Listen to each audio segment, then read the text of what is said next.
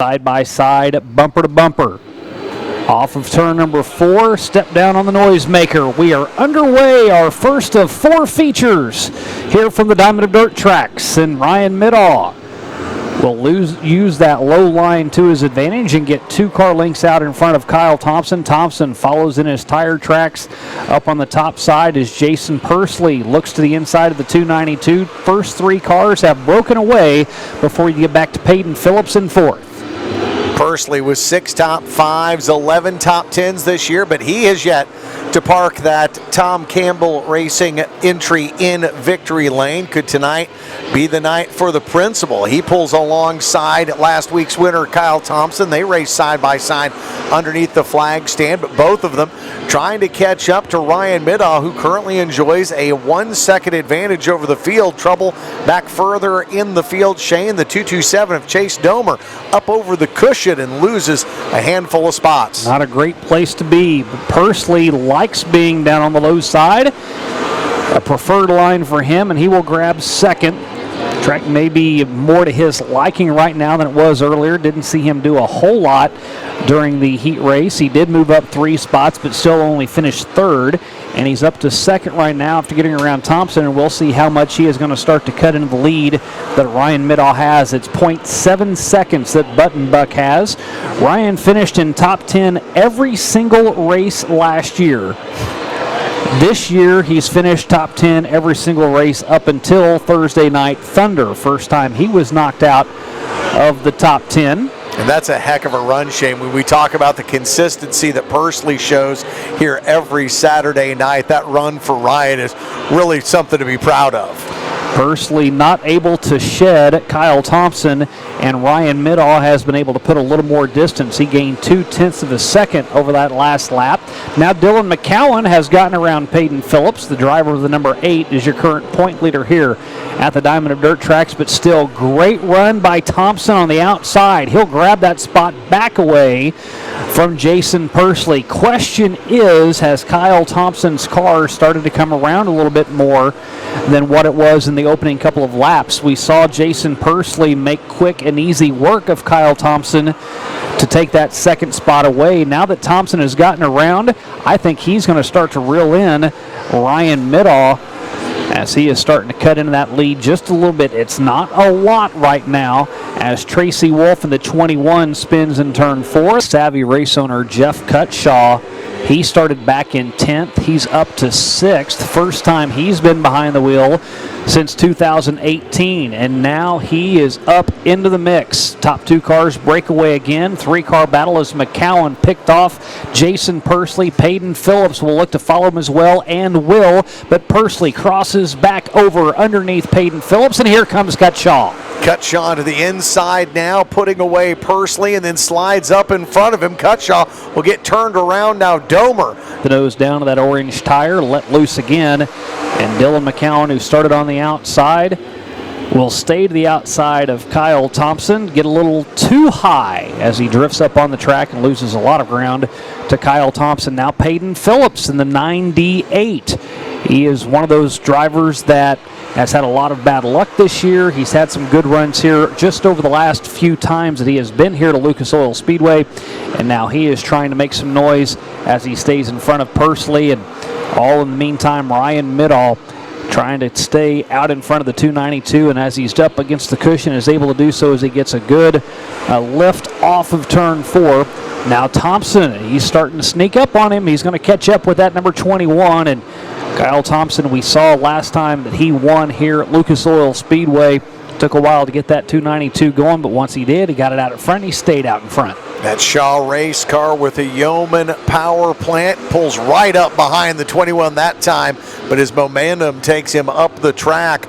Now a big gap between 1 and 2. The same gap back to the number 8 car riding in 3rd of Dylan McCowan with 12 laps in the books of this 20-lap A main for the Cedar Creek Beef Jerky USRA modified. Shane, the 292 starting to cut back into that a little bit, but he gave Middaugh a big cushion there on that last lap. Now, right now, I think it's Ryan Middaugh's race to stay out in front. We saw in the last restart a little bit of a battle for about a lap, and that was it. And then Kyle Thompson started to drift back, and he just has not been able to budge off of that top line. If you're going to make some noise now, you're going to have to start to do something a little bit different. It's just not working for you right now, and now you will see Kyle Thompson start to apex in the corner, dive down over into turn 1, drift up on the track, and that last lap, it was a 1.16 second advantage for Ryan Middaugh. This time across the line, is it any better? Well, we won't know because the Boone's Barbecue caution comes out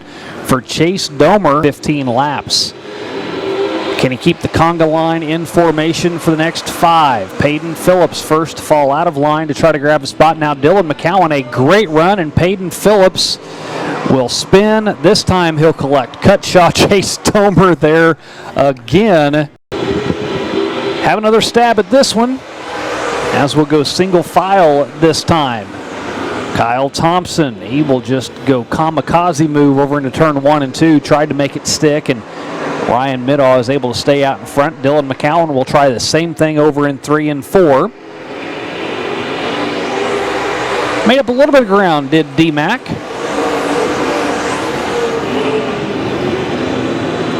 I think Middaugh is going to have his hands full with Kyle Thompson in the closing laps here. Kyle just is not going away right now, and Chase Domer would like to get away from turn 2 right now.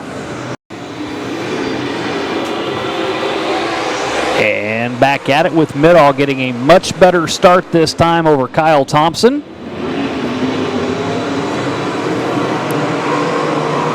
Jesse Stovall in the 00 gets up way high in turn 2. He's going to lose a spot or 2. As Ryan Middaugh gets closer and closer lap by lap to being able to pick up a feature win here again, and Kyle Thompson just does not have anything for Ryan Middaugh here tonight. Ryan out of Fulton, Missouri, has 11 top 10s, a top 10 in every single race up until Thursday Night Thunder. Gets the 2 to go sign. Kyle Thompson will try one last ditch effort in the closing laps here. He'll have one more lap to do it. Thompson goes higher on the track as now McCowan spins. Tracy Wolf tags him. They were going to see the white, and instead Thompson peeks to the inside already. Trying to give up a car length before they even get underneath Mike Striegel. Try one last time. He's going to have to stay in the gas a little longer than he has on the previous turns. Not going to be able to do it through 1 and 2. Can he do it through 3 and 4? Down low, drifts up high on the track. Ryan Middaugh off of turn number 4 has the run and sees the checkers for the second time this season. Ryan Middaugh can claim a victory. Yeah, I tell you what, I thought we were getting a pretty good handle on this new car, and last few weeks we've just been a little off, and 2 small changes this week, and it was night and day difference, and it was on a rail there. I don't think I changed anything, and nothing ain't gone right today. I didn't even know if we were going to make it. My wife's in the hospital today with contractions, and I thought I may have to go over there and see if we was going to have a baby today, but luckily she was dismissed at 4 o'clock, and we hustled down here, and just me and my buddy Josh. Generators wouldn't work, hotter than heck, and we just kept pushing, and we needed this. I just got to thank all my sponsors. Finally, Auto Parts USRA Stock Cars, your featured class tonight. 25 laps around, and the stock cars come screaming to life here in Wheatland. Gustin finds himself in between a pair of race cars, and it's Robert White who races his way to the front as the 541 gets around Gustin. The 27 continuing to get shuffled back. David Hendricks on the outside in second, and Gustin now side by side racing with the 21 of Darren Phillips. Phillips will clear the 27, and it's first to fourth now, as the 27 drops back, and now Tanner Calhoun, Toby Ott, the driver from Novelty, Missouri, Butch Bailey start to make a move. What happened, Shane, to the 27 from the drop of the green flag? It's just dropping positions. Well, look at who's passing him.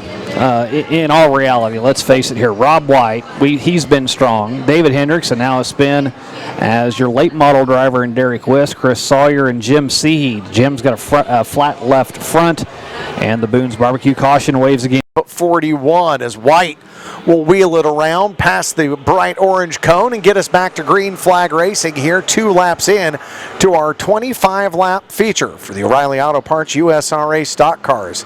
It's Hendricks and Phillips side by side off of turn number 2. Both of them trying to give chase and run down the 5. Your race leader, Rob White Jr., out in front that time by just about a half a second over the Buckhorn Bullet and Phillips. The driver of the 111, Butch Bailey. Didn't see him much during the beginning part of the season, but here in the latter half of the season, that 111 coming to Wheatland with a little bit more regularity. Tanner Calhoun in line with the 111, goes to the outside now on the entry of turn number 1. As he tries to keep the crump 31 there in the top 5. Tobiat, his teammate for the night, right behind him, and Gustin, started on the outside of row number 1, just finds himself now a kind of a spectator watching those top 6 cars start to pull away. Tough go for him. 3 cars back behind him as you find the 24 there of Craig Wright, the 8 of Derek Wiss, and Jim Seahy, the back of the pack there with those 3. Taking Darren Phillips a long time to get around the 54 as he has stayed right with him lap for lap.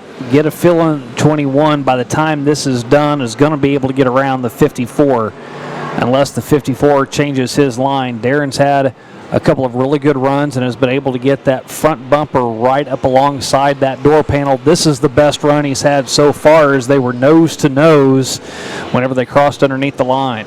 Not much time between the two of them. Hendricks now gets a good run off the bottom of turn number 2. Phillips to his outside as they enter 3 and 4. Phillips 14 top 10s this year, most of them coming here at Lucas Oil Speedway and at Dallas County Speedway. Hendricks continues to hold on to the second spot, but as they drive and race side by side, starting to give some opportunity there for Butch Bailey to try and pull up and make it a 3-car battle for second place. Hendricks bounces it off the bottom of turn number 2 and now is about a half a car length clear of Phillips in the 21. Well, Hendricks just can't shed Darren Phillips. Stays right with him, lap for lap. I think it's the first person to make a mistake is going to give up that position. It's been all Darren Hendricks. Good run by Phillips this time off of turn number 2, but just that power and torque that the 54 has from that bottom side is able to keep the nose out in front. And maybe a little payback here, Shane. It was the 541 that finished second to Hendricks last night over at Dallas County. Hendricks looking for that bonus money to make it a cool $1,000 to win here tonight. $750 the payday if anybody else wins our 25-lap feature. But Hendricks parked it in victory lane over in Urbana, beating the 541 of Robert White. But tonight, White trying to put the shoe on the other foot. The Buckhorn Bullet stays at the bottom of the racetrack, a full car length and a half ahead of the 21 of Darren Phillips. By the way, these 3 cars that are running 1, 2, 3 right now went 1, 2, 3 last night. Just a slightly different order right now. David Hendricks wants to change that, but Darren Phillips may want to change it more. Here he goes again, Shane. This time they swap lines. Phillips goes to the bottom of the racetrack, but Hendricks a little more power as they drag race down the backstretch. Coming to turn number 4 now. Phillips right through the middle of 4, but Hendricks will hold on to the number 2 spot. So we've got 14 laps in. Well, Darren's outside line wasn't enough to get around the 54. Staying down low, can he make that work as they cross with only 10 to go? 10 more laps in this one. Robert White all alone out in the back stretch. Hendricks now gets another great run. That's the best spot on the racetrack for the 54. He comes flying off of turn number 2, and then Phillips starts to reel him back in as they get on the front stretch here, about 2 car lengths, 2.5 behind him. But will Robert White Jr. have to deal with lap traffic? You see the distance between him and then Jim Seehey and Craig Wright in the 99 and the 24W. As White just turning great lap times. Over 2-second advantage for him over Hendricks and Phillips. A 20.002 lap time, and now White makes the move. He gets around the 24 on the outside, cuts to the inside of the 99, slides up in front of Seehey, and apparently lap traffic not going to be an issue for your race leader right now with 18 laps down. No, I think the only way that with Robert White being as hooked up as he was, for him not to win this race is for him to make a mistake or get involved in lap traffic. Now that he's gotten around those two, I think he is, if he can just stay error-free, on his way.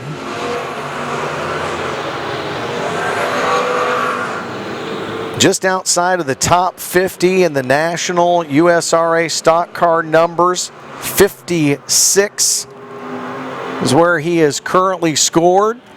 I see 3 wide battle now as White pulls away. Hendricks now really all alone as he was able to use Seehey to kind of pin Phillips and Butch Bailey back behind him. I was getting ready to say it was a pick and roll.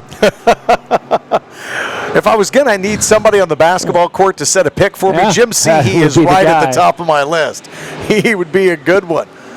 Just 4 more laps to go now. And Hendricks now over 2.5 seconds behind your race leader. Phillips, a little bobble in turn number 2.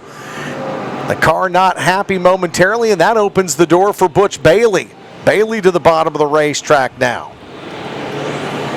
Just wonder how much of his car Darren Phillips has used up trying to get around the 54 lap after lap after lap, and now the 21 starting to fall back as Bailey disposes of him pretty quickly. Tanner Calhoun now gets around the lap car of Jim Seehey. He's got the 31T in 5th. Toby Ott, his teammate, right behind him in 6th. The differential between 1st and 2nd now almost 3 seconds as Rob White has the 541 hooked up and has been ever since it came off the trailer. The Wheatland Outlaw says 1 more lap to go as the white flag is in Striegel's hands. Off the bottom of turn number 2 now for Rob White Jr. 6 top 10s on the season, 5 top 5s here at the Diamond of Dirt Tracks, but he had not been to victory lane until tonight. He is your race winner tonight for the O'Reilly Auto Parts USRA Stock Car Division. Yeah, I was glad there wasn't no yellows. This is a fun class. We got so many people that help us on our car. We got Complete Service out of Springfield, Missouri. The Butcher Shop out of Camden, Missouri. Steve Price Enterprises, he helps us a lot. Both my kids help me. My wife. We lost my dad earlier this year, so this is for him. Ryan Gilmore on his outside, green in the air, and they stay in parade lap formation. Gilla Monster doesn't go anywhere. Andy Bryant stays right to the outside of Campbell as well as they're side by side, 3 rows deep up front here for our first lap. Jackson enough to clear Ryan Gilmore. Now Andy Bryant, he dips down to the inside, cuts off the 22 of Campbell.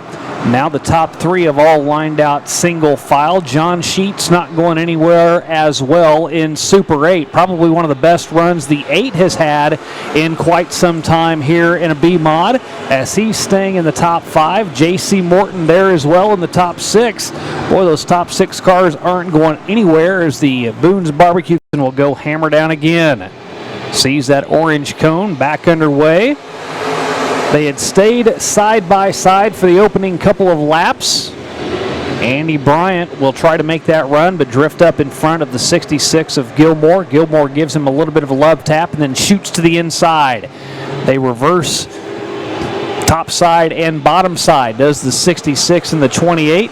As that entire group of 8 cars. I got 8 cars out there that could win this, Corey. I completely agree with you. Right now, Andy Bryant pulling up in front of the 66 yet again, but Gilmore right to the bottom of the racetrack, starts to slide up. Bryant will hold on to the number 2 spot with the 66 behind him, and then a battle for 4th between the Super 8 of John Sheets and Cole Campbell, who's won 12 times in that 22C. Has 2 top 10s here, has finished no better than 10th for the Mexico, Missouri native. He is well on his way today to beating that, as he has a chance for a top 5 when he's never finished better than 10th this season. J.C. Morton really hasn't had a chance to move through the field. That's about where he started, and that's where he's at right now, as he is running 7th, has a teammate right behind him in the 83 of J.C. Newell. Good group of cars there out of that Scotty Allen Performance Group. When you and I talked about that group of cars that are all those same Allen Autosports B-Mod chassis, wasn't sure how that was going to work this year. I would say for a lot of these guys it has worked well. They had success before they were all sharing information, but a lot of success has been had by those cars, including the 18 and the 83 right now, that are vying to get their way into the top 5. Give a big kudo and a shout out to Kyle Slater right now in the number 19, as he has worked his way up into the top 5. We've seen him here in a street stock perform extremely well. Now he's switched over to that B-Mod, and a little change for him as well from what we're used to seeing out of Kyle Slater. He's got his own car this year. He's got his own hauler, and it came about under odd circumstances, if you will. He had a former car owner that had an engine. As the caution comes out, and Austin Greer again involved in an incident over in turn number 2. Well, right now the line that is preferred is the one in front by Chris Jackson, because he's got nothing looking at him through the windshield. He will press down on the loud pedal again. 8 laps down, 12 laps remain, and Andy Bryant with a good restart, as Gilmore stuck back to 3rd. And then Campbell will get into the backside of Kyle Slater, get him bumped off of his line, try to capitalize by going to the inside. And now, Corey, you're starting to see 2 distinct lines really starting to take shape. Nobody is really going to the middle of the track. Everybody is going up. Everybody is going down, trying to find as much moisture as they can, try to find the tacky stuff in the grip, and right now nobody's finding it any better than Chris Jackson is. No, the Lebanon, Missouri driver is taking the Andy Bryant line around the racetrack. You don't normally see Chris up around the top of the track. He normally likes to go the shortest distance around the Speedway, and that's right on the hub down around the bottom, but he also knows what line works best, and right now that's allowing him to keep a better than half a second advantage over the driver from Fort Scott, Kansas, as well as Ryan Gilmore, who rides in 3rd, and then Slater and Cole Campbell round out the top 5. Slater trying to get around the 22, get back to that 4th spot. Andy Bryant, though, starting to trim down the distance between Bryant and Gilmore side by side back in row number 2. Bryant drifts up high on the track. Gilmore will cut back underneath him. Bryant might have gone a little too heavy into turns 1 and 2. Clayton Campbell there as well, or Cole Campbell that is, and then Kyle Slater to the inside, back in 5th. That move by Bryant did cost him, as Gilmore just barely gets him at the line by about 1/10 of a second. Got a tire that's come off of one of the cars. Quentin Taylor involved in that. Austin Greer there as well. Was at the 15. 65. Cole Campbell running in 4th, and Kyle Slater in 5th. Green in the air again. And Chris Jackson back to where he was right before the caution came out, with a good 4-car length advantage over the guys battling for 2nd. Andy Bryant will go charging in hard into turns 3 and 4. So will Gillimonster. And they're actually able to hang with the 65 a little bit better than they have in previous laps, Corey. They're going to stay right there with him after another completed lap. Well, and the side-by-side battle there for second now sees both Bryant and Gilmore go to the bottom. Jackson continues to trip around the top of this racetrack. At that time, it served him much better, Shane. Back to a half a second lead this time over the 28 and the 66. Cole Campbell now all alone in fourth. And then Kyle Slater rounds out the top five almost everywhere on the racetrack. They've just about strung out single file now here with just about 5 laps to go in this one, as Jackson, the 5-time Lucas Oil Speedway champion, trying to get into victory lane for a 5th time this season. Lead not really able to grow. It has stayed at a half a second for Chris Jackson over Ryan Gilmore. Cars starting to get higher and higher on the track. Go back to where J.C. Morton is. He's running back in 7th, still not really able to get up through the field. I'm still trying to figure out what flew off down here in the entry of turn number 1. I think somebody might be running around with a little less sheet metal right now. But it's up against the wall, and we're able to keep green flag racing. Ryan Gilmore cut off another 1/10 of a second. Corey, he's getting closer with 3 to go. Jackson stays high. Gilla Monster goes down to the low side. It was 0.4 seconds last time by. It's 0.3 seconds. He shaved off another 1/10. 0.3 of a second, the difference, 3 laps to go. You know what this is leading up to. You could have a photo finish between these two. Corey, I told you before the race got started, I had a feeling it was Gilla Monster's day. White flag comes out, completing lap number 19. Ryan will have one more left-hand turn to try to get this one done. Jackson runs top shelf, stays right in that cushion.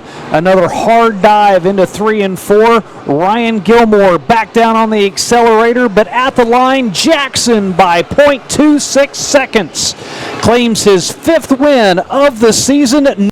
Yeah, I seen his nose there with a couple to go, and I knew he's been wanting one here awfully bad, you know, and he's deserving. He's super fast, and we had, I feel like, a really good race. And luckily, I got saved by a caution there early on. I thought I was really good on the bottom or lane up there, and then I seen his nose, and it was too late to really take his lane, and caution come out, and I thought, man, I've got to. This is racing. It's all no holds barred. So I went and took his lane, and he showed me the fast way around tonight, but thankful for that. Car handled like a dream. 21 and 51 will lead us around as the late models get loud here on a Saturday night.